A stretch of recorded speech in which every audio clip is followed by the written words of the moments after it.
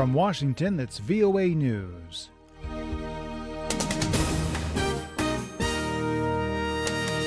Hello, I'm Steve Miller. U.S. President Donald Trump went on an extended tirade against the media on Tuesday evening, equating reporters with traitors, calling them bad people who don't like our country.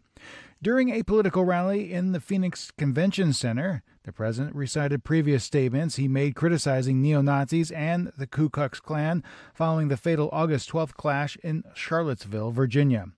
Ahead of Trump's arrival, there was speculation he may announce a pardon for Joe Arpaio, the former sheriff of Maricopa County, Arizona, and renowned hardliner on immigration policies. Trump, however, did give a strong indication he may at some time in the future pardon the 85-year-old Arpaio, who was recently convicted of contempt of court for ignoring a judicial order to halt his immigration patrols. You know what? I'll make a prediction. I think he's going to be just fine, okay? There were chaotic scenes outside the venue where the rally was being held. Protesters were chanting and what appeared to be smoke bombs and fireworks being set off.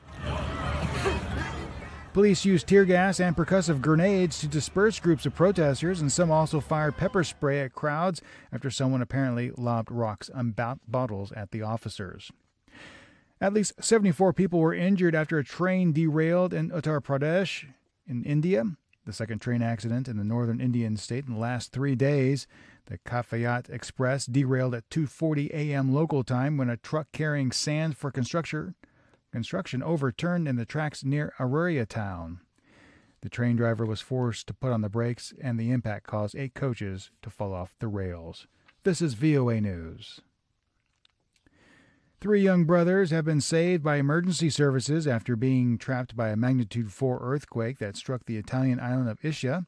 Jacob Grieves reports. A miraculous escape and the making of one memorable family reunion.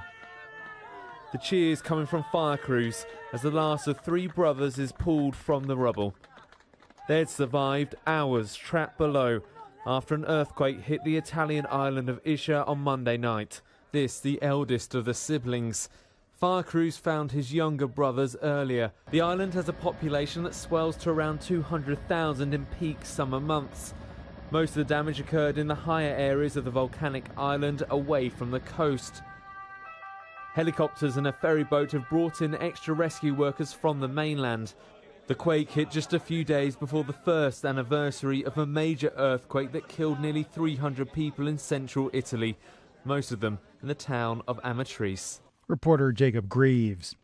The United Nations Children Fund reports an alarming increase in the use of so-called human bombs by Boko Haram insurgents in northeast Nigeria. Lisa Schlein has the story. UNICEF spokeswoman Marixie Mercado says 83 children were forced to go on suicide missions. She says the consequences for all children are terrible. Because of their role as human bombs, she tells VOA, children are widely viewed with suspicion. People are afraid of children who have been victimized in this absolutely appalling way. There are instances of children being ostracized by their communities. UNICEF calls the use of children as human bombs an atrocity and says they are, above all, victims and not perpetrators. It says rejecting children who have been released by Boko Haram or have escaped simply compounds their suffering. Lisa Schlein for VOA News, Geneva. Panama's president says his country will begin requiring an entry visa for Venezuelans beginning in October as their homeland slips deeper into crisis. President Juan Carlos Varela said that recent events in Venezuela forced him to act to preserve Panama's security, economy, and job sources.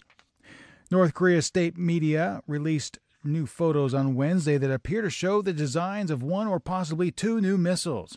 Concept diagrams of the missiles were hanging on the wall behind leader Kim Jong-Un when he visited a plant that makes solid fuel engines for the country's ballistic missile program. One of the photos clearly showed a diagram for a missile called the Percussive 3, which appears to be the latest in its Polaris series. In Washington, I'm Steve Miller. That's the latest world news from VOA.